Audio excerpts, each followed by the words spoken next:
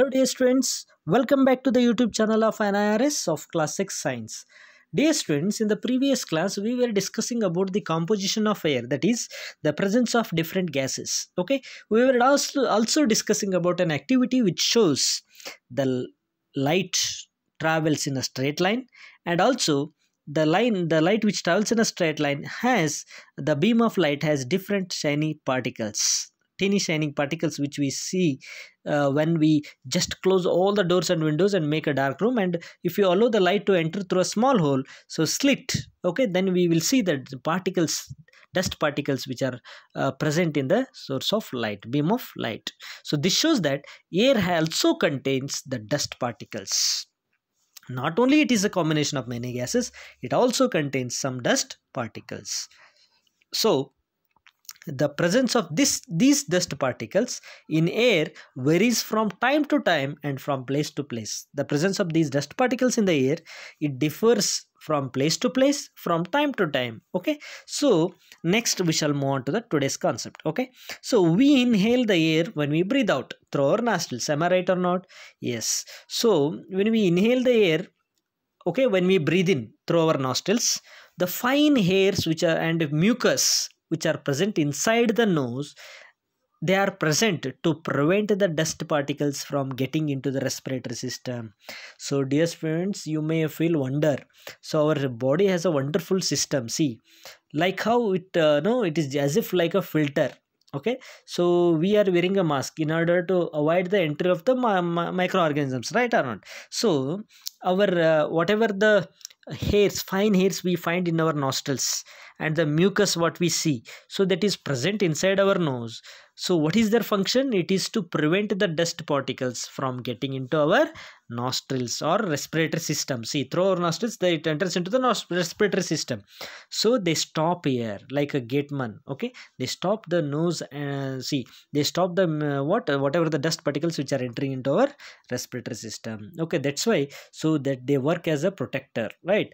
So just you recall, all of you, you will be getting scolded by the parents when you breathe out through your mouth. So it's very dangerous. See, it's not a good habit of breathing through the mouth. Always you need to breathe through your nose only. Why? Because there is a reason for that. What happens, you see, suppose if you breathe through your mouth, if you do that, what happens? All the harmful dust particles, they may enter your body directly inside. Am I right or not? So are there any mucus or spine hair in your mouth to stop the dust particles to enter into your body? Never. Okay, so that's why, so don't have a practice of breathing through your mouth. Instead, always have a practice of breathing through your nose. So we have to conclude that the air contains many gases, water vapor, and dust particles. So the gases in air are mainly, what are those? Nitrogen, oxygen, and small amount of carbon dioxide.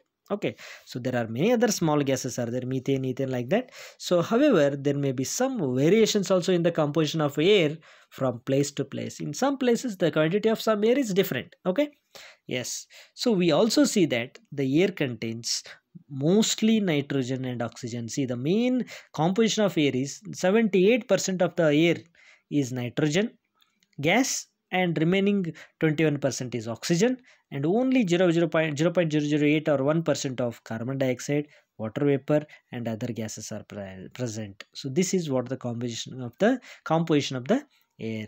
So in fact, these two gases, which are those nitrogen and oxygen, these two gases together only they make up 99% of the air.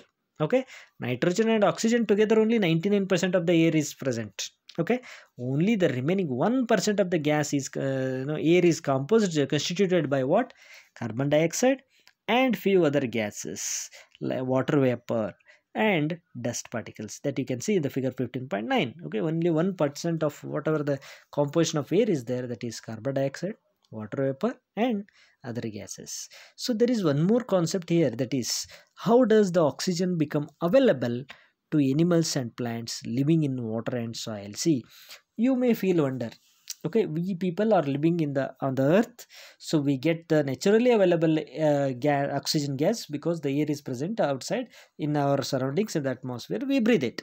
So what about the animals which are living under the water?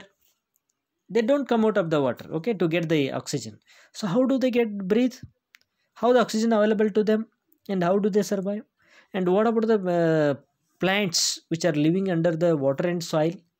Under the water only some plants live, okay. So some of the animals, they live inside the earth, I mean under the soil, deep into the earth. So how do they get the oxygen? See, for this there is an activity number 5. Let's see that. What is that? Take some water in a glass vessel or a beaker. So in one beaker you take some water and heat it slowly on a tripod stand. Just you go on heating that water, okay, slowly on a tripod stand, three tripod stand, okay, well before the water begins to boil. See, before the water begin to boil, okay, boiling process, before it starts, you have to look carefully inside the water, that glass vessel or a beaker, at the inner surface of the vessel. At the inner surface of the vessel you have to look carefully, okay. So do you see the teeny bubbles on the inside? Do you find small teeny bubbles inside it? Look at the figure 15.10. So you can see small bubbles, okay. Before the water starts to boil, you will see the small bubbles inside, okay. So these bubbles come out from the air dissolved in the water, okay. So these bubbles, they come from the air dissolved in the water. So whatever the air which is present inside the water, no, which is dissolved in the water, that when you start heating, it comes in the form of bubbles. Okay, understood what I'm telling?